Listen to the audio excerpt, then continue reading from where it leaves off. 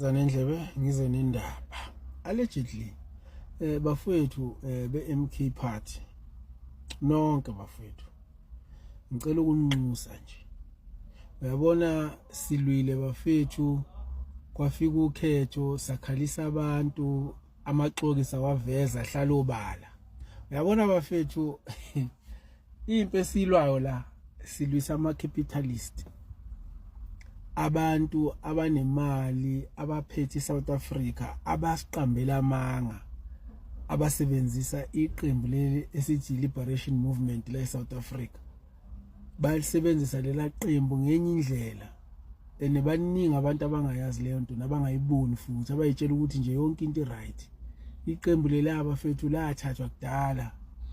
lathathwa abelungu ngesikhathi sika president oqala umuntu omnyama la eSouth Africa okuba Nelson Mandela baphinde baqhubeka balibamba futhi noma sekubaba uThabo Mbeki kwathi mase kufika ubaba uNcamalala kwabanzima ukuthi angene isihlalweni ngoba kwayikhona lento ukuthi lo akeze uhlala emgqini uzoba uhlupho kepha ngokuthi he was governed vele by leadership yeqembu le-ANC they managed ukuthi bamkhiphe in check kodwa nje khona wayebonisa yena ukuthi ngokwakhe akahambisani nale nto leyo wazama ezabalaza nabantu akaye bafake egundleni kwabantu abanezibindi zokuthi bafuna ukwenza show ukuthi bayashintsha izinto ukuthi zifavor abantu hayi izifavor uNgqwankulu kodwa kwenzakalanga bafowethu manje sekuno president omunye futhi ke loyo ke okuyena wasifaka kule nkinga kakhulu angifuni ukuchaza kodwa manje sinethuba bafowethu lokuthi siyibuyise le nto leya iANC ayisithembise yona kodwa ibe yazi kahle ukuthi ithembisa thina nje ngapha ibhizi yenza ivumelane nabantu ababesicindezela so bafowethu abantu abafana nalomfowethu lo uBheki lo bafowethu ngiyafisa nganza kwethu ukuthi sesingayeke ukubalwisa sesidlulile empini manje ake sihlanganiseni abantu abakithi eSouth Africa. Let's try and forge unity. Let's try and teach unity and preach unity on a daily basis so that we can be able to defeat the system because the system has actually chucked us out and for the longest period singaphandle kwe-system. So if ukuthi sizovumela abantu abafana nalomfowethu uBheki bemislead abantu bezama ukuhlukanisa abantu especially abantu bakwaZulu bodwa umuntu afika bekubaba uNcamalala ngapha bese bekubaba uButhelezi ngapha ebese khuluma izinto azi kahle naye ukuthi lezi zinto mangathiwa ke sesimuphi platform ukuthi akhulume ngazo ezizele kahle nokuthi wazini uzoba nenkinga ngoba it's not ukuthi asazi lutho siyazi ukuthi ubaba uNcamalala wenzeni right wenzeni wrong siyazi ukuthi ubaba uButhelezi wenzeni right wenzeni wrong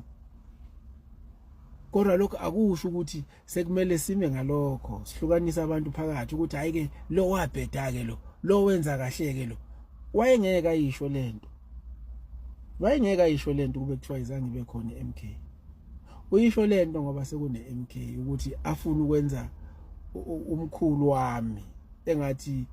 ungaphezulu ukunoNcamalala angifuni ukungena kuma merit talent akakhuluma ngayo ngoba umdala lo muntu uyayazi lento akakhuluma ngayo uyazi ukuthi kwakunama homelands kwakwenzakalani ngalezi enkathi wazi kahle kanti futhi uyazi namanje ukuthi ngesikhathi sikababa uNcamalala futhi bekwenzakalani.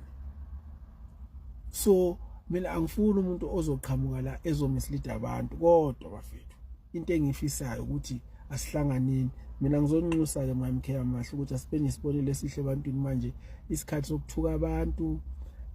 esibezwa ukuthi baphambana nathi asibafundiseni ukuthi ababa abantu